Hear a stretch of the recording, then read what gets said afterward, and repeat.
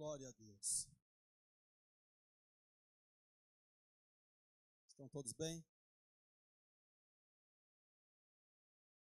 Se não estiver, estará. Vai ficar bem, em nome de Jesus. Você está na casa do Senhor, lugar de renovo, de restauração. Estar em Deus, irmãos, cultuar ao Senhor é a melhor coisa que nós podemos fazer.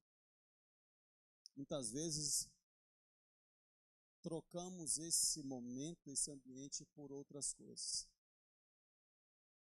onde nós erramos. Nós precisamos priorizar, cultuar o Senhor. É tão bom, tão maravilhoso, porque somos tocados pelo Espírito Santo de Deus, tocados pela palavra de Deus. Então priorize sempre o culto, priorize estar na casa do Senhor. A importância de cultuar. Então, se esforce. A gente sabe que nem sempre é possível, mas precisamos nos esforçar, de fato, para estar, para cultuar. É muito, mas muito importante você esforçar para cultuar. Glória a Deus. Quem encontrou, Salmo de número 51.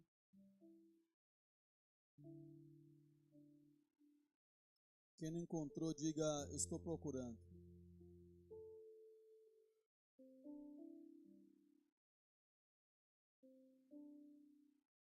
Não tem coragem de falar, né?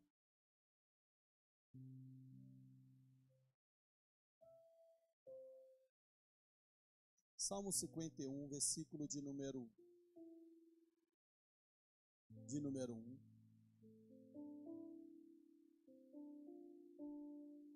Diz assim: tem misericórdia de mim, ó Deus, por teu amor, por tua graça, compaixão, apaga as minhas transgressões, lava-me de toda a minha culpa e purifica-me do meu pecado. Pois eu mesmo reconheço as minhas transgressões e o meu pecado sempre me persegue. Contra ti pequei e fiz o que tu reprovas, de modo que justa é a tua sentença e tens razão em condenar-me. Sei que sou pecador desde que nasci, sim, desde que me concebeu a minha mãe. Sei que desejas a verdade no íntimo e no coração, me ensinas a sabedoria. Purifica-me com isopo e ficarei puro, lava-me e mais branco do que a neve serei. Faze-me ouvir de novo júbilo e alegria, e os ossos que esmagastes exultarão. Esconde o rosto dos meus pecados e apaga todas as minhas iniquidades. Cria em mim um coração puro, ó Deus, e renova dentro de mim um espírito estável, em algumas traduções, inabalável. Não me expulses da tua presença, nem tires de mim o teu espírito. Devolve-me a alegria da tua salvação e sustenta-me com um espírito pronto a obedecer. Então ensinarei os teus caminhos aos transgressores, para que os pecadores se voltem para ti. Que o Senhor aplique essa palavra no meu e no teu coração nesta noite, em nome de Jesus Cristo. Amém? Glória a Deus. Meus amados irmãos, nós estamos nesse período ministrando a mensagem com um assunto específico que é maturidade. Estamos falando sobre maturidade durante esse mês, de 2 meses de janeiro e agora 2 meses de fevereiro. E hoje eu quero falar sobre quebrantamento a marca da maturidade. Quebrantamento, a marca da maturidade. Meus amados, esse salmo é de um homem chamado Davi. Davi, quando ele escreve esse salmo, é após a ficha cair, após ele reconhecer que pecou contra Deus, é após o momento onde o profeta Natan vai e revela os seus pecados, os pecados de Davi, como Davi pecou. E podemos dizer que é o momento mais sombrio da história deste homem. Momento difícil que ele estava ali vivendo. Mas demonstra nesse salmo alguém que um dia foi imaturo, mas que se tornou maduro, que teve maturidade para reconhecer os seus pecados e estar diante de Deus com o coração totalmente aquebrantado. Então Davi, ele nos mostra que maturidade espiritual não significa imunidade contra o pecado. Talvez ao longo da sua trajetória, da sua caminhada, você pense isso. Este pensamento, ele é perigoso. Quando achamos que já temos tempo suficiente de crente, que já oramos o suficiente, que já jejuamos o suficiente e pensamos, quem sabe, que estamos imunes ao pecado. A verdade é que ninguém está imune ao pecado. O pecado está todo dia batendo a nossa porta. Como nós lidamos com ele, que é o X da questão. Pois a Bíblia nunca nos prometeu que a nossa trajetória, o nosso tempo de convertido nos tornaria imunes, ou quem sabe super-homens ou mulheres maravilha. Não, a Bíblia nos mostra que é necessário cuidar, é necessário estar atento, vigilante, pois a Bíblia vai dizer, o apóstolo Paulo orientando aos Coríntios, no capítulo de número 10, versículo de número 12, assim aquele que pensa estar em pé, é melhor ter cuidado para não cair. Então aquele que pensa estar em pé, é melhor ter cuidado para não cair. Então, meus irmãos, aqui a Bíblia está nos orientando a importância de cuidar, de vigiar. Você pode orar muito, jejuar muito, mas se você não vigiar, você pode tropeçar, você pode cair, e a sua queda, o seu afastamento, torna-se uma distância entre você e o seu Deus. Porque a Bíblia também vai dizer que o que separa o homem de Deus são os vossos pecados. Então o pecado nos separa de Deus. A minha pergunta é: quem aqui quer ficar longe de Deus? Levante a mão, quem quer ficar longe de Deus? Levante a mão, quem quer ficar afastado da presença de Deus? Ninguém quer ficar longe de Deus. Se você não quer ficar longe de Deus, você não pode se embrenhar no pecado, não pode mergulhar em uma vida pecaminosa.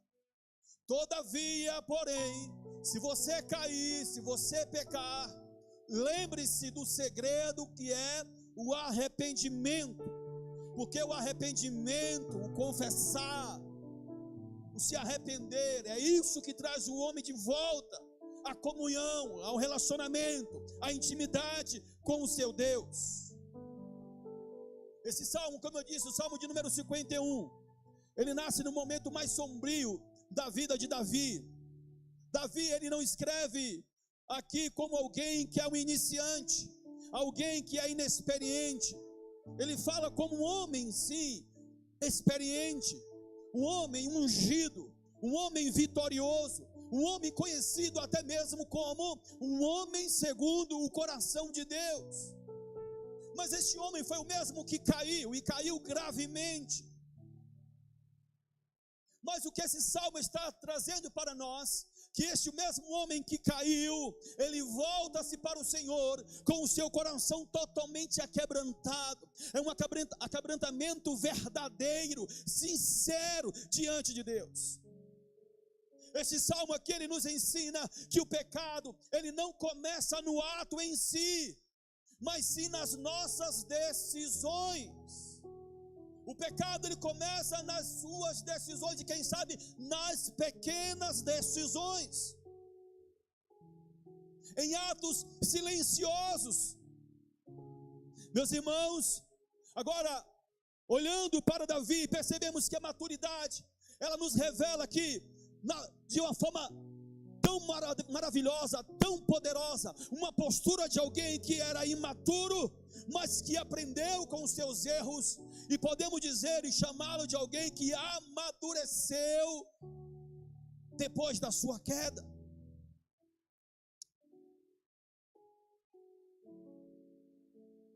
Davi, eu fico imaginando o cenário de oração de Davi, fico imaginando o local, o momento, como ele estava rasgando o coração diante de Deus. Davi confessando a Deus os seus pecados, nos mostrando o que é de fato maturidade, que é não confiar na sua própria força, mas confiar na graça que sustenta, confiar na graça que vem de Deus, porque isso é maturidade. Maturidade é não confiar nas suas próprias forças, mas na graça, no favor que vem do alto, que vem do nosso Deus. Meus irmãos, eu quero que você guarde bem isso no seu coração. Maturidade espiritual se revela na resposta ao pecado. Ela se revela na resposta ao pecado. Ao observarmos aqui, Salmo de número 51, do verso 1 até o versículo 3, percebemos que Davi, ele nos apresenta um caminho claro da queda ao retorno, da culpa à restauração, do erro à maturidade espiritual. Cada movimento de Davi aqui, cada declaração de Davi aqui, vai revelar um coração de um homem maduro, lidando com o pecado diante de Deus, sendo exposto diante do Senhor. E aqui nós vamos acompanhar em alguns pontos sobre de fato o que é esta maturidade, o que caracteriza esta maturidade. Primeiro, maturidade é reconhecer o pecado sem terceirizar a culpa, tão simples e fácil assim. Maturidade é reconhecer o pecado, é aquele que reconhece o pecado sem terceirizar a culpa. Contrário disso é o imaturo. O imaturo vai colocar a culpa em alguém. O imaturo vai procurar alguém para dizer que o seu erro é por causa dele, o seu tropeço foi por causa disso ou daquilo outro. Davi, ele vai dizer no versículo de número 3, pois eu mesmo conheço as minhas transgressões, e o meu pecado sempre me persegue. Eu mesmo conheço as minhas transgressões. Davi está dizendo, eu sei o que eu fiz, agora eu sei que eu pequei, eu sei o que eu fiz. Isso aqui é característica de maturidade. Maturidade é reconhecer o seu pecado e não terceirizar, não colocar culpa em outros. Mas perceba ainda então, que antes desse momento tão importante, e posso dizer um divisor de águas na vida de Davi, como rei, como homem de Deus, é que antes, na sua imaturidade, quando Davi peca, Davi tentou resolver aquela situação com estratégias humanas. Isso é imaturidade.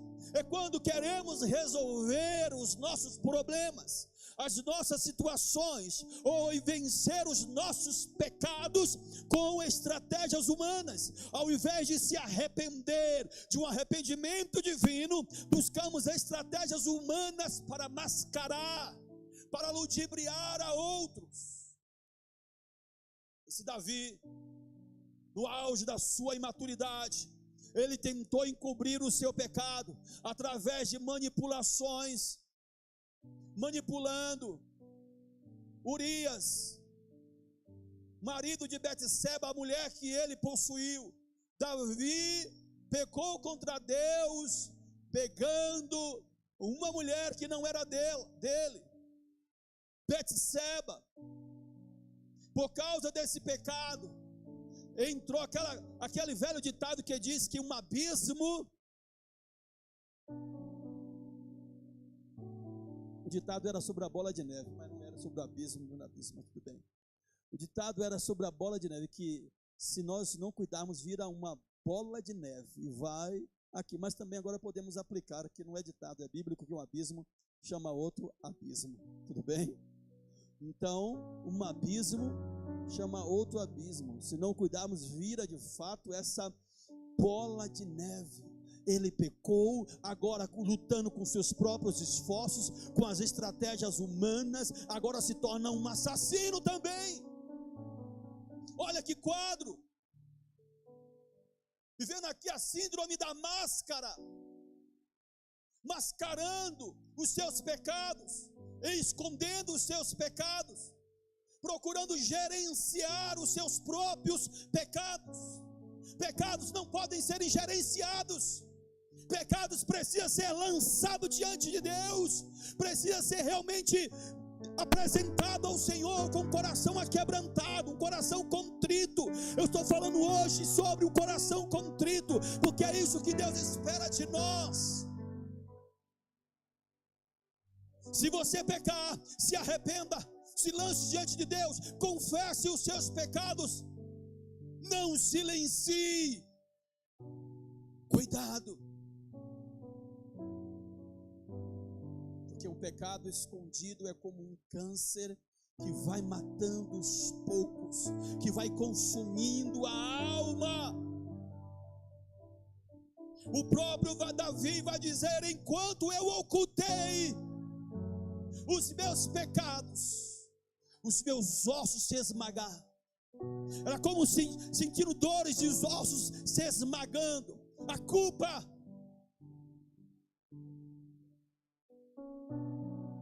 falta de responsabilidade espiritual. Era isso que estava acontecendo com Davi na sua imaturidade. Não tinha responsabilidade espiritual. É claro, rei, cheio de autoridade, cheio de poder, não tinha ninguém para questioná-lo, não tinha ninguém para confrontá-lo. Estava no pedestal perigoso. Dizem por aí que com maior ascensão, maior a queda. São frases que dizem por aí. Verdade que podemos ascender, podemos crescer, podemos avançar. O que não podemos é deixar de vigiar. O que não podemos é deixar de vigiar, de cuidar de pequenas pedras no meio do caminho. Pequenas pedras que nos fazem tropeçar. Esconder pecado é o maior sinal de imaturidade. Porque o maduro entende que é melhor ser exposto diante de Deus e curar, e ser curado, e ser transformado, e ser restaurado. É melhor ser exposto diante do Senhor para ser curado, do que ser aplaudido diante dos homens e depois morrer espiritualmente, depois ir para o inferno. Agora, fazendo essa exposição da imaturidade de Davi, eu quero me deter ao aspecto da maturidade dele, porque Davi, aqui ele não terceiriza a culpa quando ele entende. Quando Deus usa um profeta que vem e aponta um homem que tem coragem de dizer a um rei que ele pecou, que tem coragem de dizer a um rei que ele estava longe de Deus, que ele tinha máscara, ele estava com máscara. Claro, a Bíblia vai dizer que a falta de conhecimento. Eu dormi pouco hoje. O meu povo sofre por falta de conhecimento. O povo sofre por falta de conhecimento. A falta de conhecimento é uma das características de imaturidade. Só que se você não buscar conhecer, você continuará sendo imaturo. E Davi, quem sabe, ele agora, os seus olhos se abrem diante de uma palavra profética que chega até ele, os seus olhos se abrem, Davi entende o que ele fez, e Davi se arrepende. Senhor, eu não quero colocar a culpa em ninguém, Senhor, eu estou diante de ti, fui eu que pequei, não foi Betseba, Senhor, não foi ela que me atraiu, fui eu mesmo, não foi o meu cansaço. Davi não colocou a culpa em Betseba, não colocou a culpa no seu cansaço. Quem sabe estava ali cansado, no palácio descansando. E sabe o que é interessante? Davi ficou um período de 1 ano mascarando tudo isso. Pelo menos 1 ano Davi ficou escondendo o seu pecado com máscara. Um período de 1 ano mais ou menos, Davi sentia dores nos seus ossos, mas permanecia pecando, até que ele reconhece e agora assume toda a culpa. Não é o cansaço dele, não é o poder, não é porque eu tenho tanto poder e me tornou fácil isso, não é agora o contexto que ele estava inserido. Estou em casa, de boa, não tinha o que fazer, aí eu olhei e eu vi lá. Verdade que aqui eu preciso dizer algumas coisas sobre isso. Davi estava no lugar aonde não deveria estar. E quando você está no lugar aonde não deve estar ou deveria estar, você cai, você tropeça. Davi era para estar na guerra com os seus soldados, mas ele mandou os soldados ir e ficar em casa, no palácio. Às vezes nós tropeçamos por estarmos em lugares errados, por não discernir ambientes, e isso tem sido mal nos últimos dias. O povo de Deus que foi chamado para fazer a diferença em ambientes, os mesmos estão presentes em ambientes que não deveriam estar, fazendo parte de ambientes que não deveriam. Saia de ambientes que te levam ao pecado, saia já urgente de ambientes destrutivos para a sua alma, que lhe afasta de Deus. Fuja desses ambientes. Existem ambientes que lhe distanciam da presença do Pai, e você deve hoje sair desses ambientes. Davi estava no lugar errado, na hora errada. Era para estar no campo de batalha, e Davi estava buscando descanso. Existe tempo para todas as coisas debaixo dos céus. Eu sei que há tempo de guerrear, e no tempo de guerrear você não pode descansar.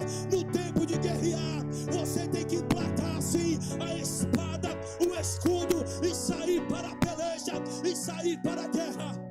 Guerreie quando for preciso guerrear. Não baixe as guardas, porque a queda é proveniente da da guarda baixada. Não baixe a guarda.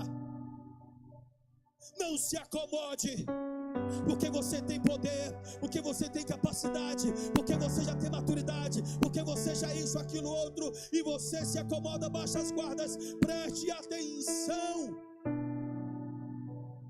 Davi estava no lugar errado, buscando descanso enquanto era para pelejar, para lutar. E nós vimos uma frase aqui hoje, que foi dita, que ouviram durante a semana, na ministração das mulheres, que a oração traz Deus para o campo de batalha. É isso? A oração traz Deus para o campo de batalha. Você sai para a guerra, para batalhar, e essa é a nossa vida, guerreiros em Deus, mas sabendo que o nosso general de guerra já está na nossa frente, pelejando a nossa causa. Deus é quem guerreia por nós, é Ele que guerreia as nossas guerras.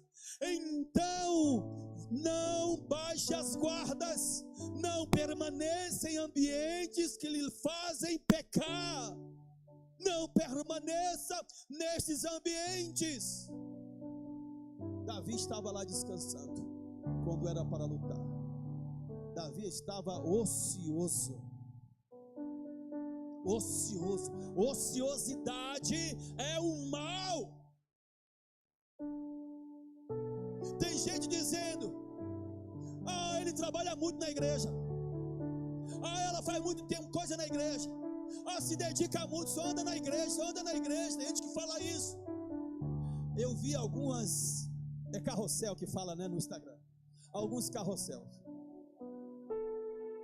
dizem assim: se você me ver na igreja cantando, na igreja, ela vai na minha frente, a Tayara, meu Deus, ela vai pregar junto comigo, mas ela vai na minha frente. Vamos lá, se vocês me verem na igreja cantando, pregando, orando, dançando, não me tire de lá, porque é lá que eu quero ficar.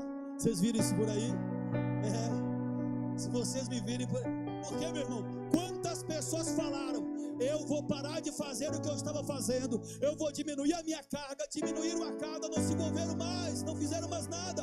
Quantos pais proibiram os filhos de servirem na obra e depois se arrependeram? Pediram os filhos de servir na obra e depois se arrependeram, porque chegou o momento que os filhos tinham poder e capacidade de dizer: eu não quero fazer nada. E enquanto você poderia incentivá-lo a servir e a fazer, você não fez. Chegou o momento que ele mesmo decidiu a não fazer mais nada, porque lá atrás você poupou. Eu vou aproveitar para dizer isso, e essa série de mensagens tem como proposta isso exatamente.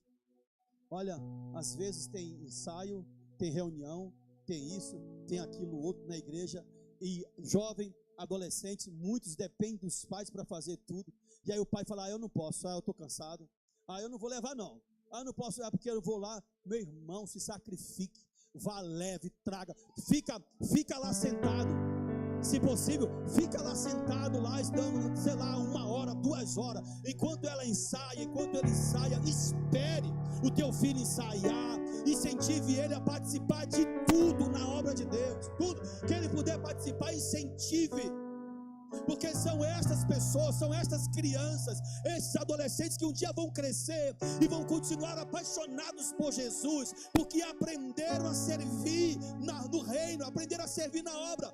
Aí os pais colocam obstáculos. Vou aproveitar para dizer, por exemplo, sobre acampamento: eu não tenho dinheiro para pagar o acampamento para o meu filho. Será que você não tem dinheiro, ou não é uma prioridade sua? Porque às vezes eu sei, o orçamento está apertado, é difícil, irmão, mas eu já vi muita gente vendendo coisas para poder pagar para filho, para neto ir no acampamento, e às vezes você não abre mão de andar alguns quilômetros, gastar um pouco menos com gasolina, para reservar um dinheiro para pagar o acampamento do seu filho.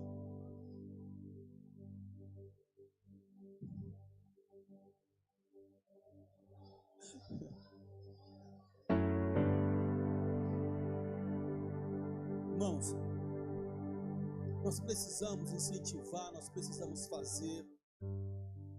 Amém? Mas eu quero fechar aqui, por enquanto. Continua, pastor. Davi reconhece o seu erro. E você? Você reconheceu aonde tropeçou? Reconheceu aonde você caiu? Reconhecer não é apenas admitir verbalmente. Não é só sobre isso. É decidir assumir responsabilidades moral e espiritual. Olha só, não preciso falar mais. Olha só, irmãos. Aproveitar que estou falando sobre filhos também. Vou falar sobre filhos. Preste atenção. O teu filho faz o que você faz. O teu filho, eu já disse isso em algum outro momento. Eu estava viajando, eu fui fazer uma gravação para falar com os meninos, depois do almoço, e quando eu liguei o vídeo, o Jonathan estava com um palito de dente aqui no canto da boca. Aí eu vi aquilo e comecei a dar risada. Por que o Jonathan está com um palito de dente no canto da boca? Porque ele me vê fazer isso todos os dias na minha casa. Pastor, você não usa fio dental, isso é outra história. Eu gosto de colocar o palito de dente e ficar com ele aqui no canto da boca, assim. Isso é coisa de gente que fuma, não é o caso também. Está repreendido. Gosto. E aí, quando eu vi o Jonathan com aquilo, ele tinha, acho que agora, ano passado, isso, 6 anos, com um palito de dente, eu falei, porque ele vê eu fazendo. Agora, se meu filho me vê falando palavrão em casa, o que ele vai fazer? Vai falar palavrão. Se o teu filho te ver falar palavrão, ele vai falar palavrão. Olha, quem trabalha aqui com pessoas, perto de pessoas aqui? 1, 2, com pessoas, trabalha com pelo menos 3, 4 pessoas perto de você. Trabalha, né? Essas pessoas falam palavrão perto de você. Quem fala palavrão? Você ouve pessoa falar palavrão perto de você. Palavrão, coisa feia assim. Poxa, quase ninguém isso. As pessoas trabalham perto de você do santo, Glória a Deus, tudo crente. Não, tem bastante gente, né? Fala palavrão perto de você. E olha só, crente, vem comigo aqui, estou falando sobre maturidade. Você precisa ter a maturidade suficiente para não se contaminar nesses ambientes. Preste atenção. Há uma tendência. Você está trabalhando com a pessoa falar determinada palavra. Por exemplo, quando eu cheguei aqui em Campinas, eu achava absurdo todo mundo falando nossa. Eu achava absurdo isso. Como assim, nossa? Eu já estava repreendendo, nossa o quê? Nossa, não. Repreendendo. Mas eu vi que era normal, cultura, nossa. E os crentes não falam nossa, se referindo, entendeu? A Nossa Senhora. Não é sobre isso. A gente fala nossa porque... E hoje eu me pego falando nossa. Eu falo nossa, eu falo, olha, nossa, eu estou falando nossa. Mas perceba o seguinte, há uma frase que diz, você é fruto do meio. Só que infelizmente, meu irmão, você está nesses ambientes, ouvindo isso, e aí de repente você está na sua casa e começa a pronunciar também palavrão. Começa a falar, e chega um momento, e é ser tão natural, até numa mesa, sentado numa mesa comendo, pega isso, aí fala um palavrão, isso aí. Normal, mas ele é crente, vai na igreja todo domingo, está ouvindo a mensagem sobre maturidade durante 3 domingos, mas depois da terceira mensagem ele não vai fazer mais isso, ela não vai fazer mais isso, não vai. Nós precisamos, irmãos, durante essa semana eu recebi mensagem de pessoas que fizeram até regime depois da mensagem que eu preguei. Eu nem preguei sobre regime, eu não falei sobre isso. Começaram a mandar para mim, começaram a fazer regime, mas na verdade passaram a não comprar lanche, porque eu falei do dinheiro que vai com lanche, e aí deu prejuízo na cantina no domingo. Ficou um monte de salgado na cantina do Mil porque eu falei sobre isso. Olha só. Só para explicar que da cantina pode. Da cantina não vai engordar você, tá? E você está plantando. Na cantina você está plantando. Você planta lá e vai colher bastante. Mas vem aqui comigo. É sério o que eu estou falando. Eu estou brincando e falando muito sério. Você está entendendo? Estão comigo aqui? Estou brincando e falando muito sério com os crentes. Irmãos, nós precisamos cuidar com isso.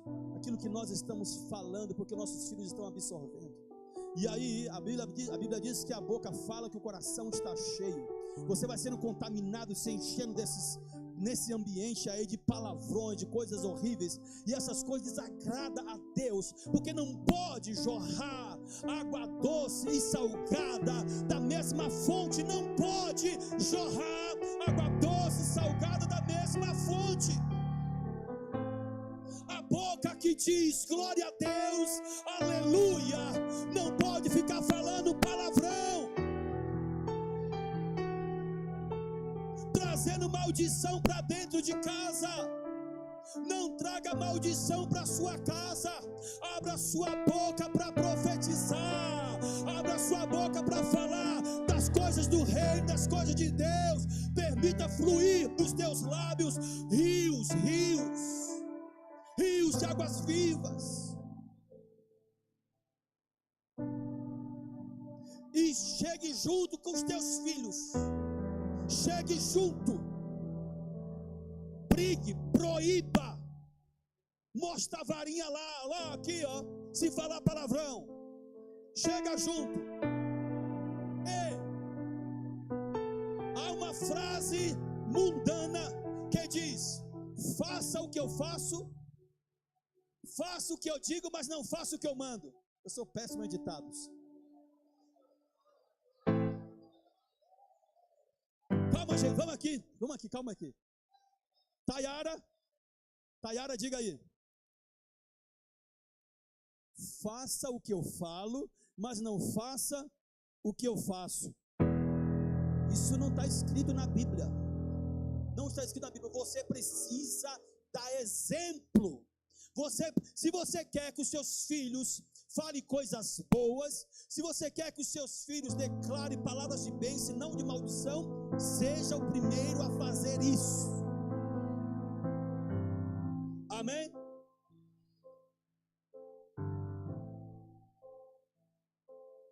O tempo não é crente.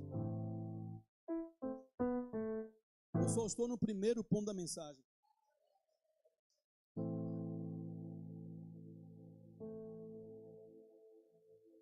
Jesus. Mas vamos lá. Me ajudem aí. Então nós precisamos cuidar. Não tem como jorrar água doce e salgada da mesma fonte.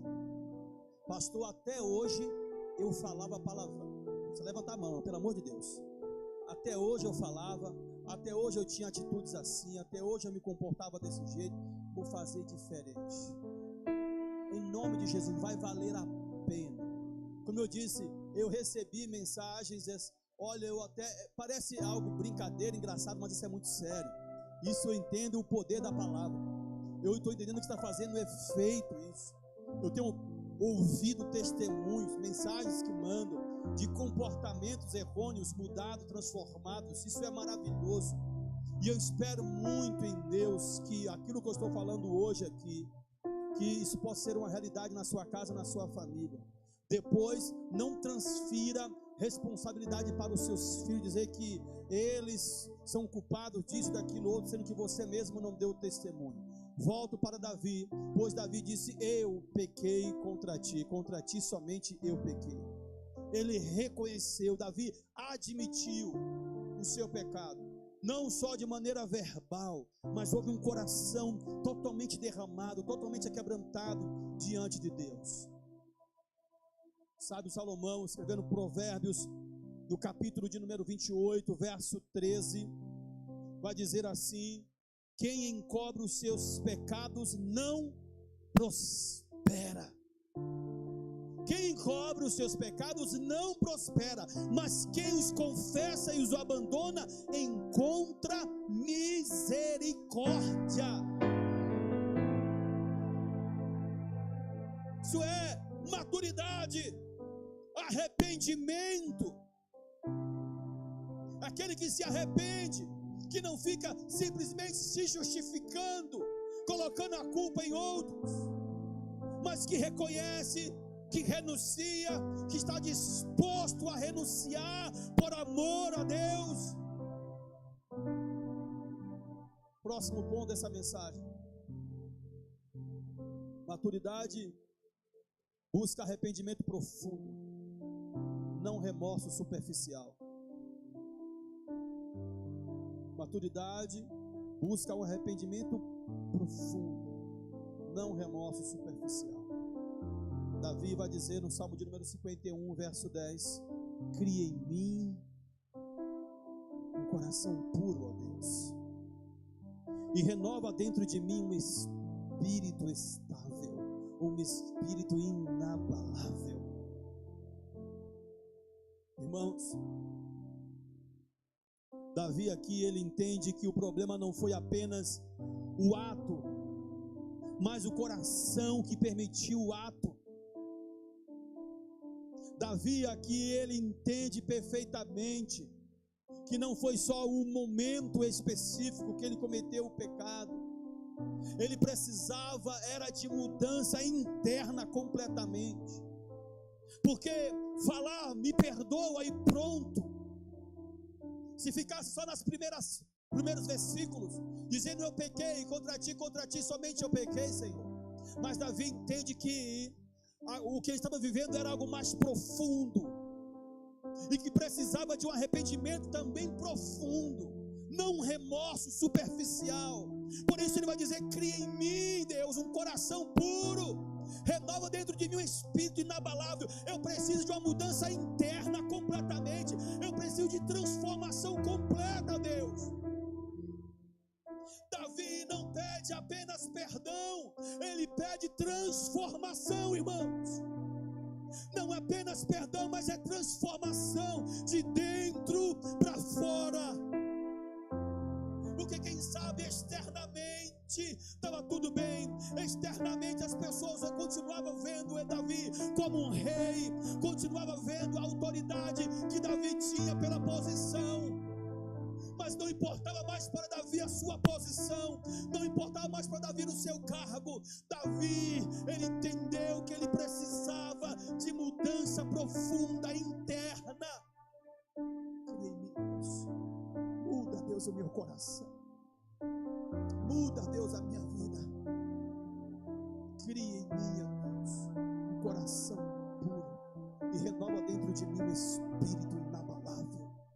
Aleluia!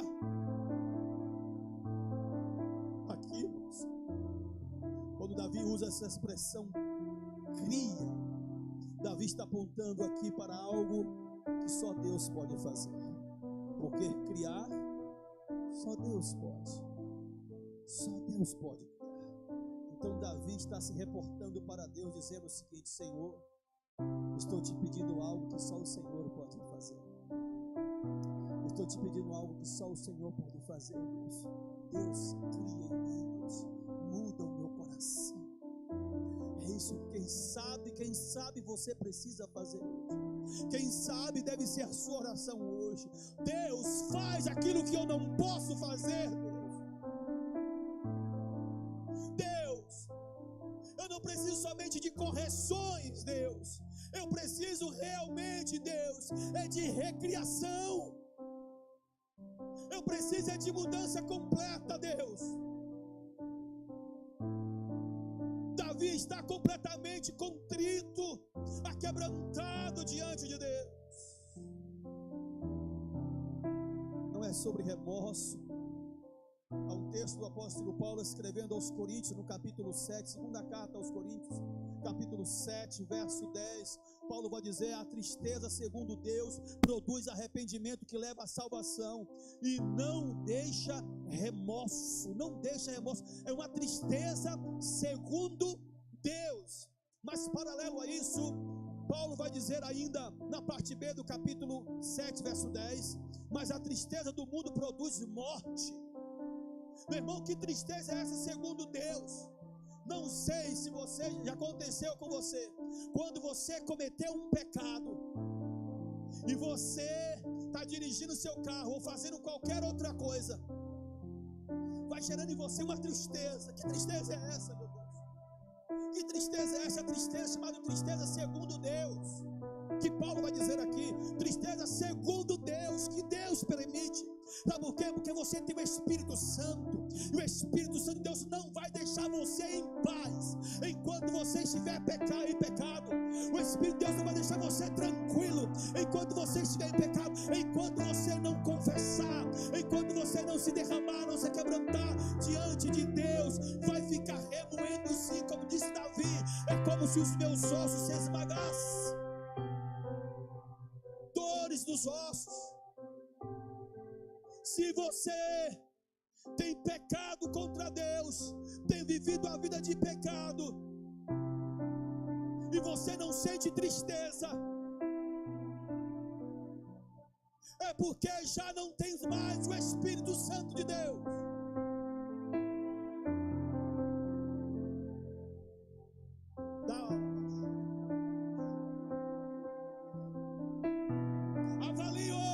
Avalie hoje a sua vida, porque se a tua vida está em pecado e você não sente a tristeza, como a Bíblia diz, segundo Deus, é porque não tem mais o Espírito Santo, e é preciso arrependimento. Davi foi colocado como rei no lugar de quem? No lugar de quem? Saul. Saul reinava. Saul pecou contra Deus. Saul desobedeceu a Deus. O pecado de Davi foi muito maior do que o pecado de Saul, meus irmãos. Saul sacrificou na hora que não era para sacrificar, desobedecendo uma ordem de Deus. Saul só não soube esperar. Chegou o momento que Deus disse: o meu espírito já não está mais nele. O Espírito de Deus já não estava mais com Saul. Sabe por quê? Porque Saul permaneceu lutando, mascarando, se esforçando para se manter no cargo sem o Espírito Santo de Deus. O pecado faz isso. O pecado mascara, parece que está tudo bem por fora, publicamente, mas quando gera arrependimento, quando temos em nós arrependimento, o arrependimento sincero, profundo, a perdão de Deus e a restauração completa do Senhor. Eu quero seguir para o fim porque o tempo está correndo. Terceiro e não último, como de costume, maturidade é aprender com a queda e ensinar o caminho da restauração. Irmão, esse ponto Deus me deu ontem à noite. Eu olhava para esse texto, ia e voltava, já tinha os 3 pontos da mensagem, e refletindo, e aí, quando eu vi o versículo 13, eu disse: isso aqui é fantástico. Leiam comigo o versículo 13, que diz assim: então ensinarei os teus caminhos aos transgressores, para que os pecadores se voltem para ti. Meu amado Deus, esse homem está orando dizendo: cria em mim um coração puro, ó Deus, e renova dentro de mim um espírito estável. Verso 10, verso 11: não me expulse da tua presença, nem tires de mim o teu espírito. Devolve-me a alegria da tua salvação e sustenta-me com o espírito pronto a obedecer. Verso 13, aqui aplicamos ele: então ensinarei os teus caminhos aos transgressores, para que os pecadores se voltem para ti.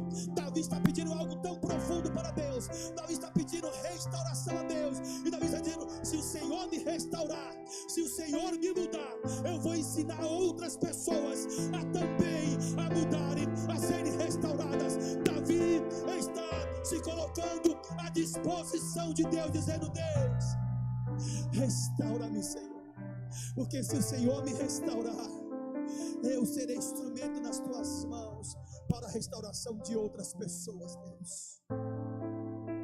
Meu irmão, Davi não transformou a sua queda em silêncio, não transformou a sua vergonha em simplesmente histórias, uma história romantizada. Davi não ficou romantizando a sua queda, o seu tropeço. Ele entendeu que a restauração recebida ia gerar nele responsabilidade espiritual. Meu irmão, preste atenção, porque eu vou repetir isso aqui. Davi entendeu que a restauração recebida gera responsabilidade espiritual. Deus restaurou você, e quando Deus restaurou você, quando Deus mudou a sua sorte, Ele lhe deu responsabilidade espiritual. Que responsabilidade é essa? De restaurar a outros, de ser instrumento nas mãos de outros. Pedro negou a Jesus. Jesus não desistiu de Pedro. Jesus perguntou a Pedro: tu me amas, Pedro? Pedro disse: sim, Senhor, tu sabes que eu te amo. E a resposta de Jesus para Pedro foi: apacenta as minhas ovelhas. Eu te dou responsabilidades. Eu estou te restaurando e te dando responsabilidades. Posso perguntar aqui, quem teve a sua vida mudada em Deus aqui? Quem teve a sua vida transformada em Deus aqui? Tem pessoas que tiveram sua vida transformadas em Deus aqui? Quantos ex-mentirosos eu estou vendo aqui agora? Quantos ex-mentirosos estão aqui? Quem sabe ladrões estão aqui? Quantos ex-enganadores estão aqui hoje? Está cheio de ex aqui. Cheio de ex. Se Deus fosse olhar para os nossos pecados, irmãos, o que já fizemos, o que seria de mim sem ti, sem ti, sem ti? Não me faça rir, mas Jorge, me ajuda aí. Sem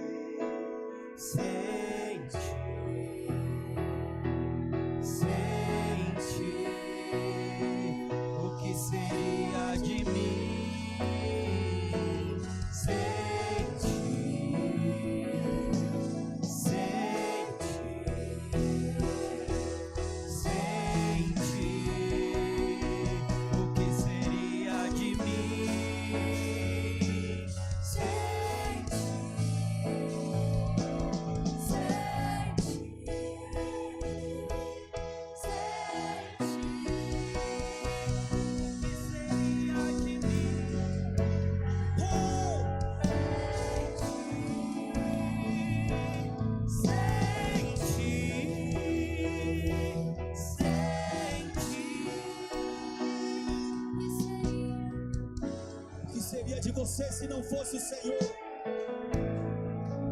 O salmista vai dizer: se não fosse o Senhor, oh Israel que o diga. Se não fosse o Senhor, oh Israel que o diga.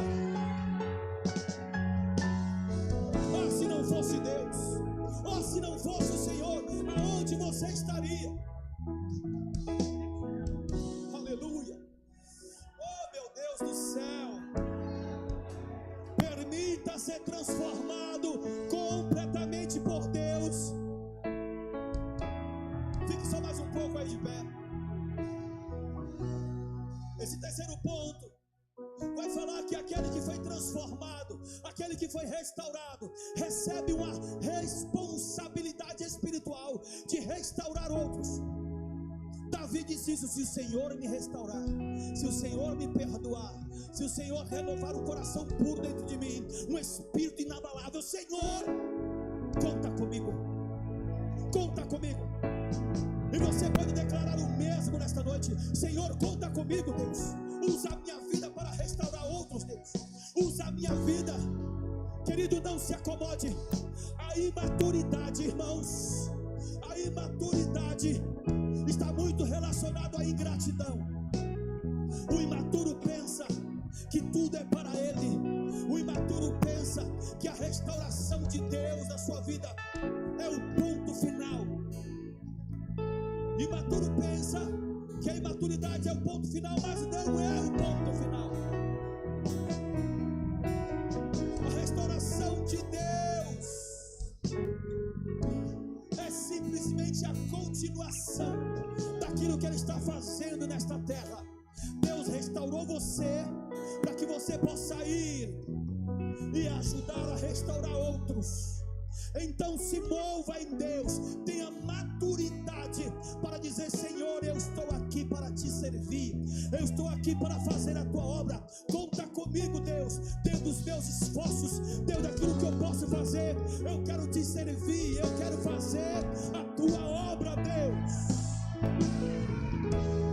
Deus quer usar você para ajudar outras pessoas. Há muitas pessoas que acham que não tem mais esperança, que acham que já não consegue mais perdão de Deus. Tem gente achando que Deus não a perdoa. Tem gente achando que não tem lugar em Deus para ela. Você sabe? Porque você encontrou lugar em Deus. Você encontrou lugar em Deus, amém?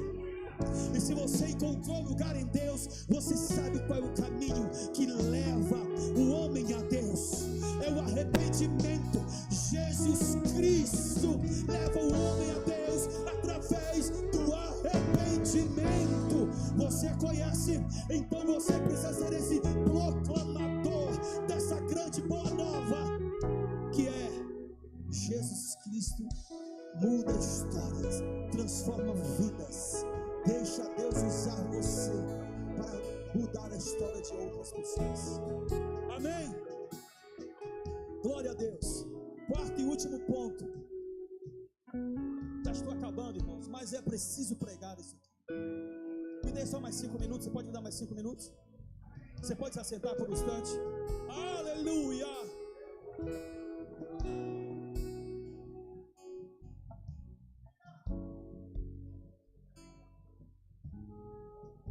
Aleluia!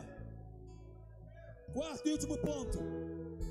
Maturidade valoriza a presença de Deus acima de qualquer posição. Eu vou repetir porque você não entendeu. Maturidade valoriza a presença de Deus acima de qualquer posição. Verso de número 11.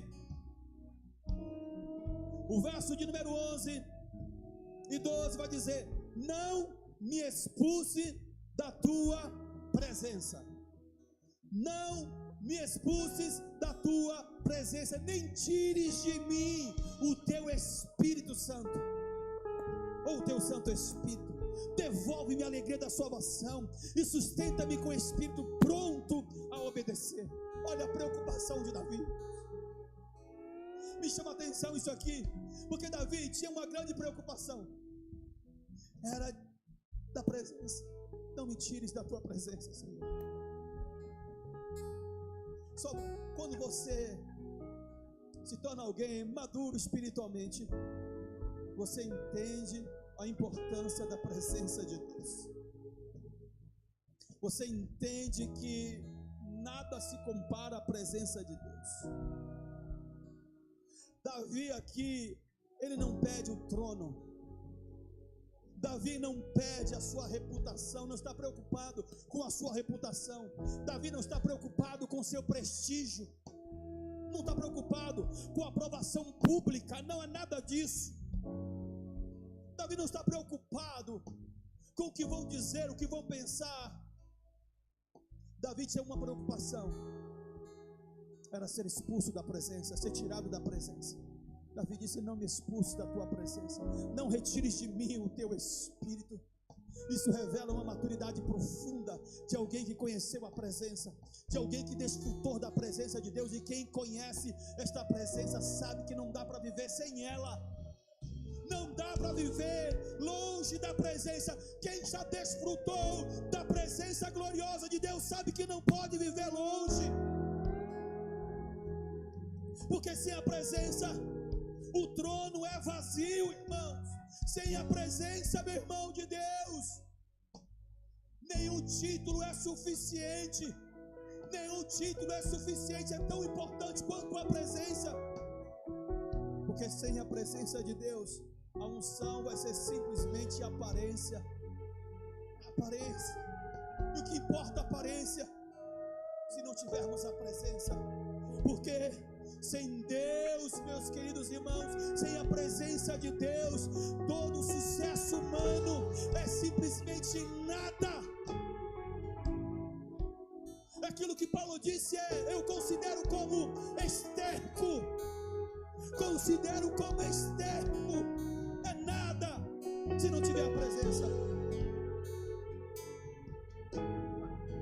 Assim como Davi, Moisés um dia disse: Senhor, se a tua presença não for comigo, não me faça sair daqui, não me faça fazer nada. Se a tua presença não for comigo.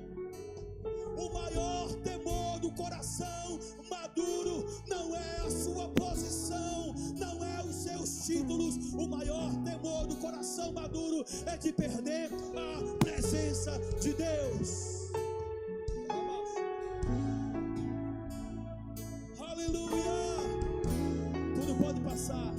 Tudo pode ser substituído, irmãos. Tudo pode ser substituído, mas não a presença de Deus. Você deseja a presença do Senhor? Se porventura estava longe, é o momento de você voltar e se aproximar. Se coloque de pé, não vou me prolongar mais. Não vou me prolongar mais. Irmãos, Salmo de número 51 nos mostra que a queda é inerente a qualquer homem. Qualquer um pode cair, mas como que lidar com isso faz a diferença. Como que lidar com uma queda? Salmo 51 mostra também que, na verdade, a história de Davi mostra que o pecado pode chegar a qualquer momento. Não manda recado que vai chegar. Você já ouviu aquela frase que vai dizer o seguinte: você pode não, como disse o ditado, para mim é uma maravilha. Você pode não ter o poder ou a capacidade de proibir um passarinho de pousar na sua cabeça. O que você não pode é permitir que ele faça o ninho. Pode até pousar, só não pode fazer ninho. O pecado pode chegar, você pode de repente até tropeçar, mas não permaneça no pecado. Não permaneça no pecado, porque permanecer significa estar longe de Deus, longe da presença, e é o que o Senhor não quer. O sacrifício que agrada a Deus é um coração aquebrantado e contrito. A Bíblia vai dizer: tu não despreza a Deus. Tu não despreza, Deus não despreza. Então, o momento de você agora quebrantar o seu coração diante de Deus, de você orar aí. Eu não sei como você está, não sei como você chegou aqui.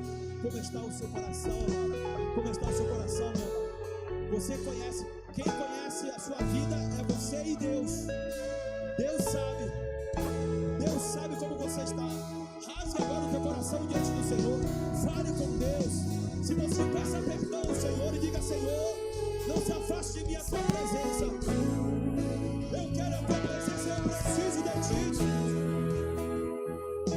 Eu preciso de ti, Deus. Ore.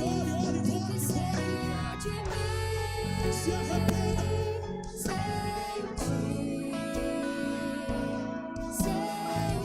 Jesus Cristo nos traz de volta pelo novo e vivo caminho.